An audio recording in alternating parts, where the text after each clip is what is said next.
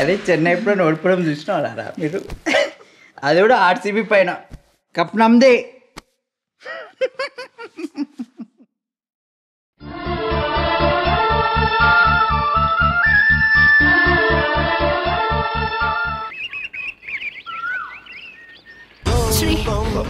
శ్రీ, రిషి, నువ్వు మనిషివా పశువా?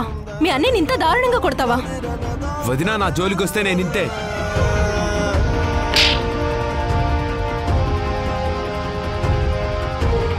తప్పు చేసిందే కాకుండా ఇంకా సమర్థించుకుంటావా? శ్రీ,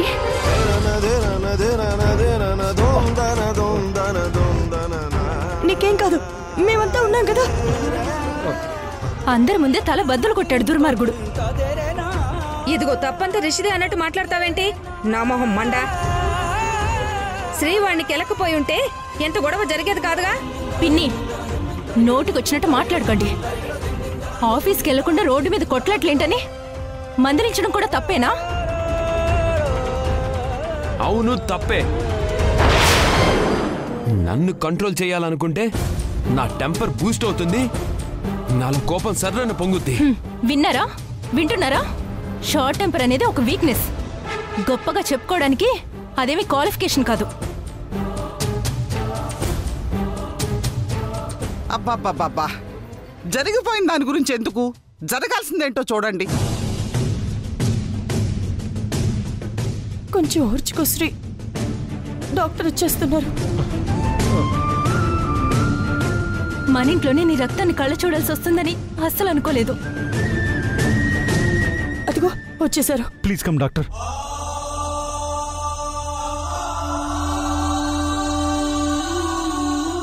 శ్రీ,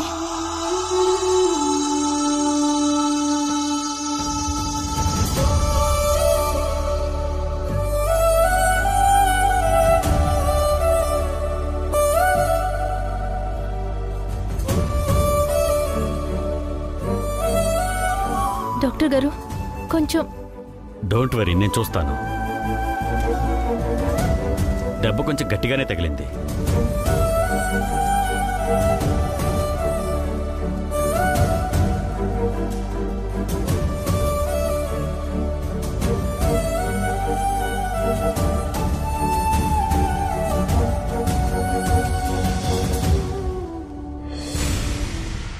త్రీ డేస్ ఈ టాబ్లెట్స్ని రెగ్యులర్గా వాడండి. Thank you doctor. It's okay. Okay. వేద, శ్రీని రూమ్లోకి తీసుకెళ్లి పడుకోబెట్టమ్మా. అంతేనా? మొరటోళ్లాగా రెచ్చిపోయిన వాణ్ణి ఒక్క మాట కూడా అనరు. సొంత అన్ననే ప్రాణం పోయేలా కొట్టడం తప్పని కనీసం మందలించరు. గాయపడ్డ వాడి మీద సానుభూతి మాత్రం చూపిస్తారు. అంతే కదా?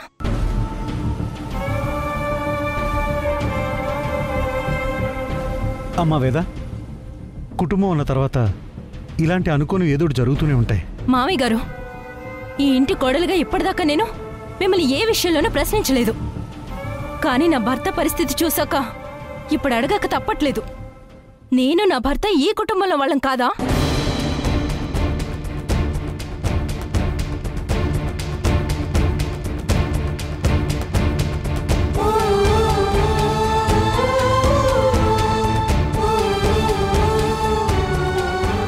నిజంగా మాకు ఇంట్లో భద్రత అనేది ఉందా?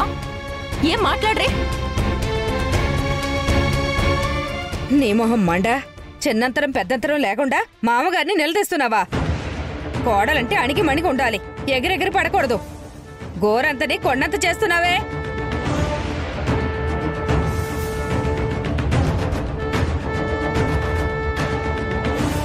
భాగ్యం, పుండు మీద కారం చల్లినట్టు ఏంటా మాటలు? తప్పు మాత్రమే కాదు, కుటుంబంలో చిచ్చు పెట్టాలనుకోవడం ఘోరం కూడా. అత్తయ్య, రిషి చేసిన దానికి క్షమాపణ చెప్పించండి. నో వే వదినా, ఎనఫ్ ఈజ్ ఎనఫ్. ఇంకా దీన్ని సాగదీయాలని చూశారో నేను అస్సలు ఊరుకోను. ఊరుకోకేం చేస్తావు? మీ అన్నయ్య తల పగలు కొట్టినట్టు నన్ను కూడా చంపుతావా? వదినా, ఏ అందరితోనూ కేర్లెస్ గా మాట్లాడినట్టు నన్ను కూడా బెదిరించాలని చూస్తున్నావా?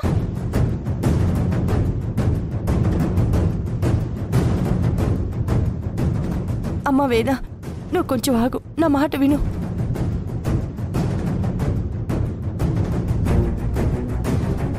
వేద, ముందు వాడికి రెస్ట్ అవసరమ్మా, తీసుకెళ్ళు. మావయ్య గారు, మీకు ఇదే చెప్తున్నాను. రిషి ప్రవర్తన మారకపోతే ఈ ఇల్లు 2 ముక్కలవుతుంది.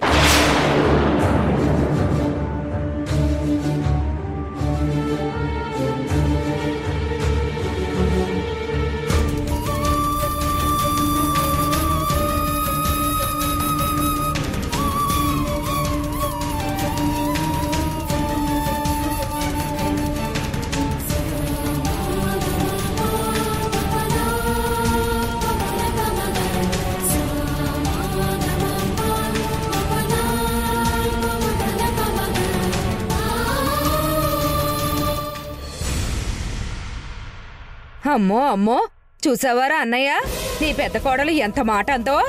నా మొహమ్మండా, చిన్న కోడలు రాకముందే ఇల్లు 2గా చీలిపోతుందంటే ఏంటి అర్థం?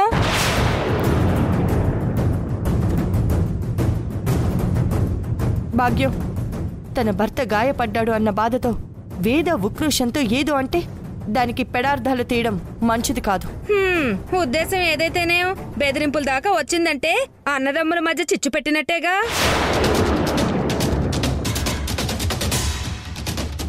అసలు ఇలాంటి పరిస్థితి రావడానికి కారణం ఏంటి?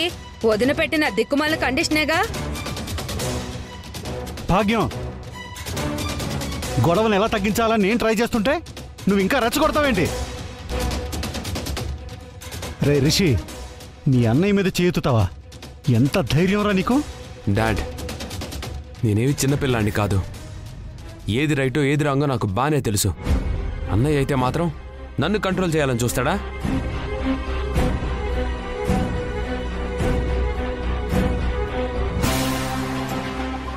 రిషి, తప్పుగా మాట్లాడుతున్నావు. ఇప్పటిదాకా నువ్వు ఏం చేసినా చూస్తూ ఊరుకున్నాం కదా అని నీ మొండితనాన్ని తలబిరుసుని ఇక మీద కూడా భరిస్తామని అనుకోకు. అమ్మా, అంటే ఏంటి? నేనేమన్నా అన్నయ్యని కావాలనుకుంటానా? నా టెంపర్మెంట్ గురించి తెలుసు కూడా నీతులు చెప్పాలని చూస్తే నాకు కాలుద్ది. నాలాంటి వాడికి కాలిందంటే ఇదిగో ఇలాగే జరుగుద్ది. Rishi, this is the limit. అడ్డంగా వాదిస్తే నువ్వు చేసిన తప్పు ఒప్పైపోదు. అయినా నీకు ఎన్నిసార్లు చెప్పాలరా? తోడబుట్టిన వాళ్ళంటే ప్రేమగా ఉండాలి, ఇలా గొడవలు పడుతూ కాదు. నా మొహం మండా, తప్పంతా వీడిదే అయినట్టు అలా తిడతావేంట్రా అన్నయ్య? పెద్దోడు శ్రీకే లేకపోతే చిన్నోడు వీడికెలా ఉంటుంది ఓర్పు సహనం? ఇదే వద్దు అనేది. పిల్లలు తప్పు చేసినప్పుడు కూడా మందలించకపోతే పరిస్థితి చేజారిపోతుంది. ఏమండి, కండిషన్ ప్రకారం అక్క పెట్టిన గడువు పూర్తయ్యేలోగా మీరే ఏదో ఒకటి చేసి తీరాలి.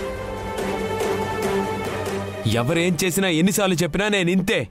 Shut up! ఏంట్రా మొండితనం? అసలు నీ గురించి నువ్వేమనుకుంటున్నావు? ఏదో చిన్నవాడివి కదా అని చూసి చూడనట్టు ఊరుకుంటుంటే ఎవరికి మనశ్శాంతి లేకుండా చేస్తున్నావు.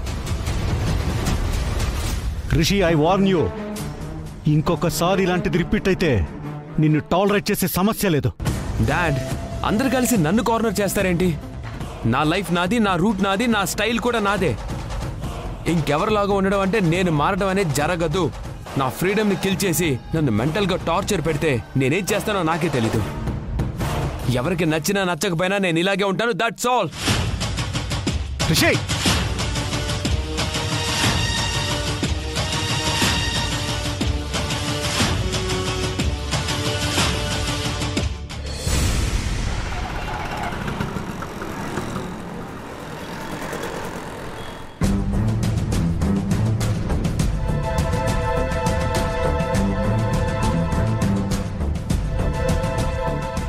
మావయ్య గారు, మీకు ఇదే చెప్తున్నాను. రిషి ప్రవర్తన మారకపోతే ఈ ఇల్లు 2 ముక్కలవుతుంది. లాభం లేదు. చినికి చినికి గాలివానగా మారినట్టు ఈ గొడవ చాలా దూరం వెళ్ళేలాగా ఉంది. వెంటనే ఇదంతా అక్కకు చెప్పేయాలి.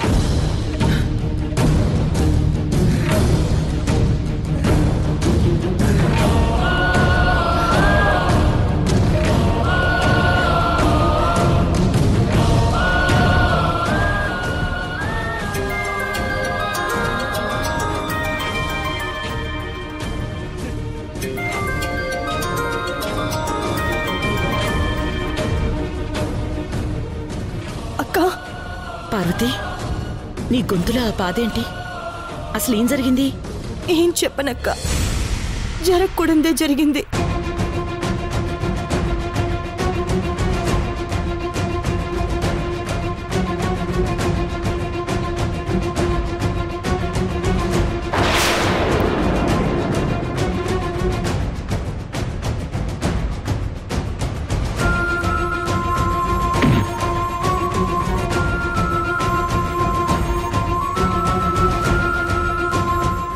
రిషి ప్రవర్తన మారకపోతే ఈ ఇల్లు 2 ముక్కలవుతుంది.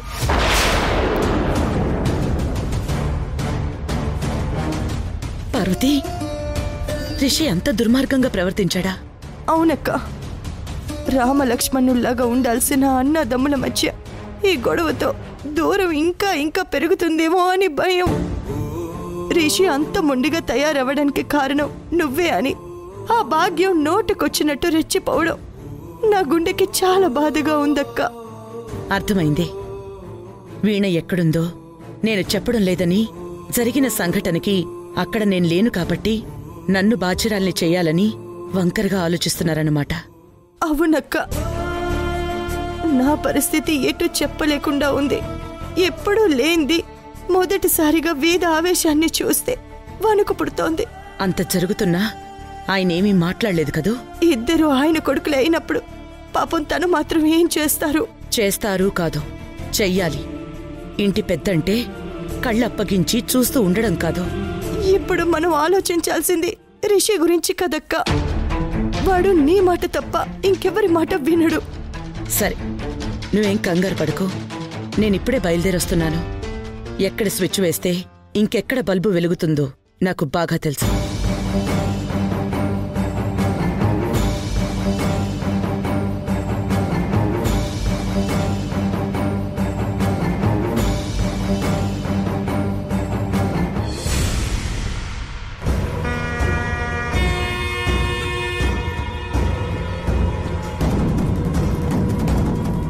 శ్రీ,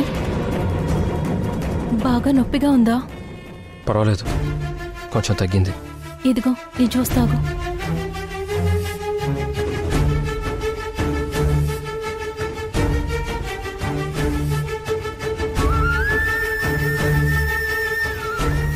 శ్రీ, శ్రీ,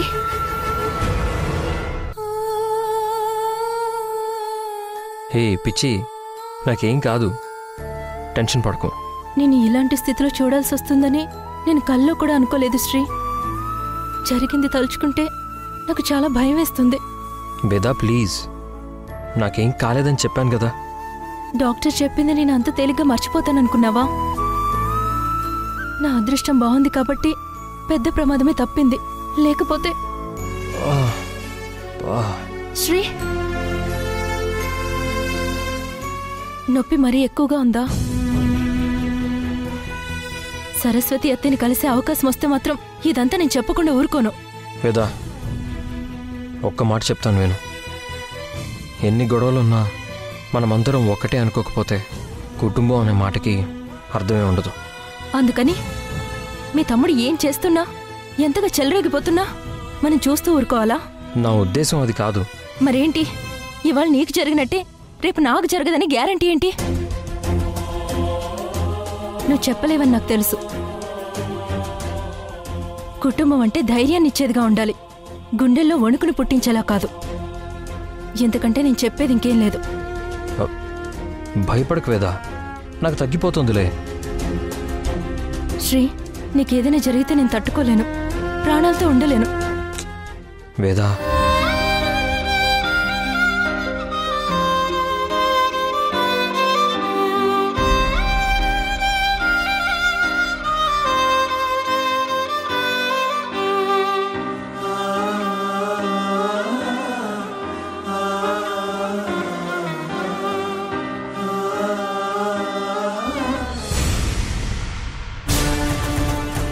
రిషి, రిషి, రిషి, సరస్వతి, రిషి.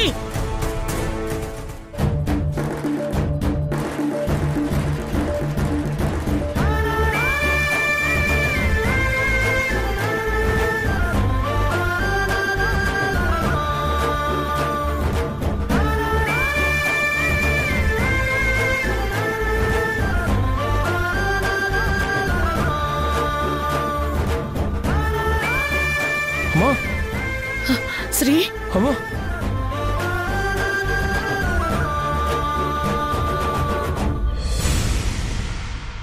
వేదా అత్తయ్య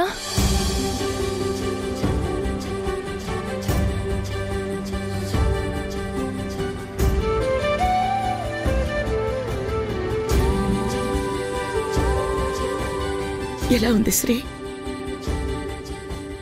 ఓకే అమ్మా, వరి అవ్వాల్సిందేం లేదు. 2 డేస్లో తగ్గిపోతుంది.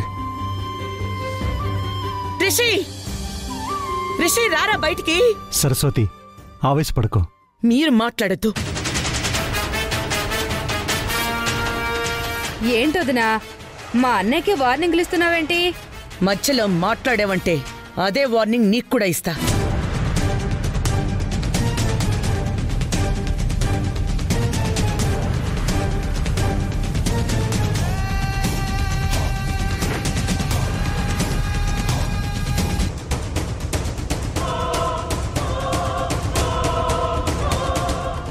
అమ్మా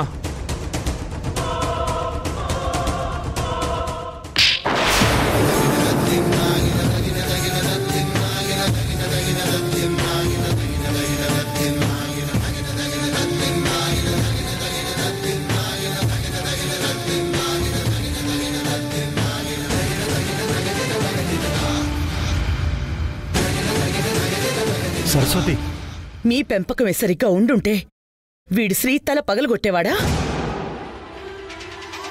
వాడు తప్పు చేసినప్పుడు ఇలాగే చెంపలు పగలగొట్టుంటే మృగంగా మారి వీణ జీవితాన్ని నాశనం చేసుండేవాడు కాదు. వాడు తప్పటడుగులు వేసినప్పుడు ఎంకరేజ్ చేశారు కాబట్టే ఈరోజు వాడిలా వాళ్ళ అన్నని కొట్టడానికి కూడా వెనకాడలేదు.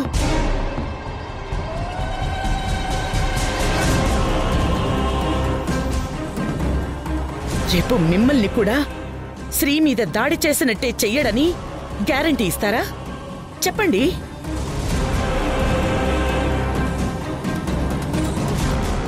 వాడి కన్న తల్లిగా వాడి బిహేవియర్ తెలిసిన దానిగా చెప్తున్నాను. ముందు ముందు వాడు చేసే పనులు మన ఊహకందవు.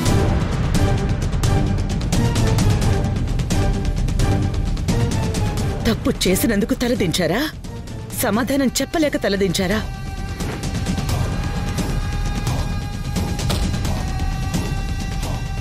అనుకోకుండా జరిగిపోయింది సరస్వతి.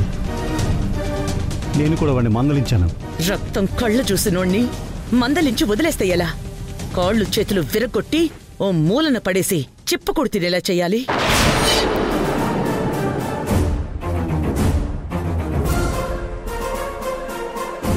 అప్పుడు కాని వాడి తలకెక్కిన పొగరు నేలకి దిగదు. చేసిన తప్పు విలువేంటో తెలిసిరాదు.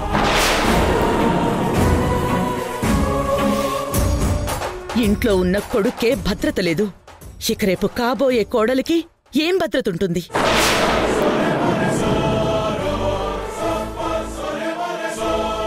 చెప్పండి. రేపు వీడు భర్త అనే అధికారంతో, మగవాణ్ణన్న అహంకారంతో వీణని మాటలతో చేతలతో హింసించడని గ్యారంటీ ఇవ్వగలరా?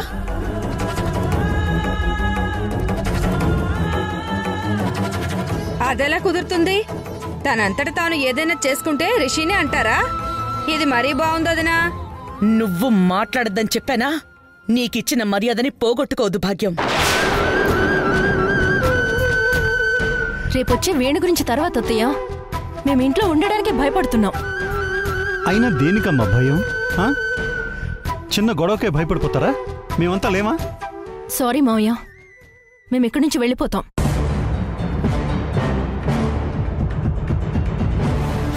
భయపడుతూ ఒకే దగ్గర ఉండడం కన్నా దూరంగా ఉండి ప్రశాంతంగా ఉండడం మంచిది. వేదా, తొందరపడకు. మీరెక్కడికి వెళ్ళడానికి వీల్లేదు. అది కాదత్తయ్య. నా మాట అంటే ఏం మాత్రం రెస్పెక్ట్ ఉన్నా సరే కాదనుకో. చూసారా, ఇంట్లో ఇది పరిస్థితి. మీరు వీణ వచ్చే లోపల మారకపోతే నా భర్త, నా రెండో కొడుకు ఇద్దరు జైల్లో ఉంటారు.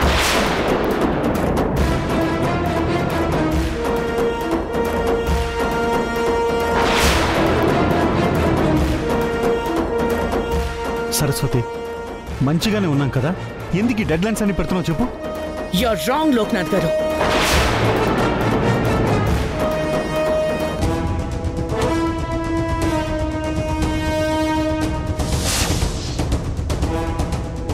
మీ క్యారెక్టర్ ప్రూవ్ చేసుకునే అవకాశం ఇది.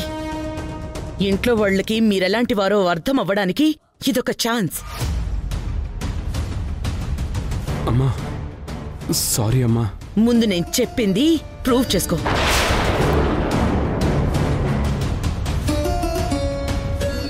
పార్వతి, ఇన్ని రోజులు చాలా చాలా సమస్యలు ఎదుర్కొన్నావు. వాటిని నీ సామర్థ్యంతో నెగ్గుకొచ్చావు.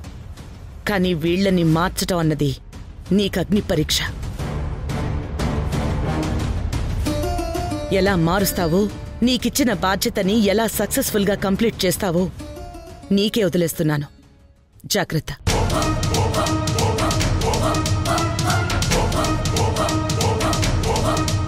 పెళ్ళెందుకు ఆగిందో, వీణ ఎందుకు దూరంగా ఉందో ఇప్పటికైనా అర్థమైందనుకుంటున్నాను. కాబట్టి జైల్లో ఉండటమా, ఇంట్లో ఉండటమా అన్న చాయిస్ మీ తండ్రి కొడుకుల చేతుల్లోనే ఉంది.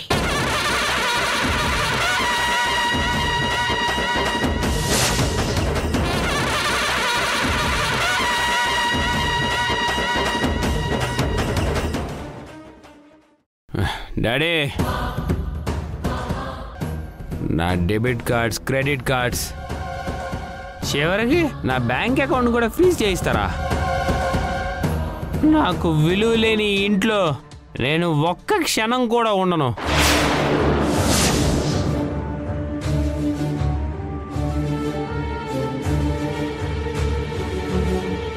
జనరల్గా నేను అనుకుంటా కదరా, అంటే మైండ్కి ఏమైనా క్రియేటివ్ థాట్స్ వస్తాయి కదా, అవి ఇట్లా అనుకుంటా అట్లా జరిగిపోతారా?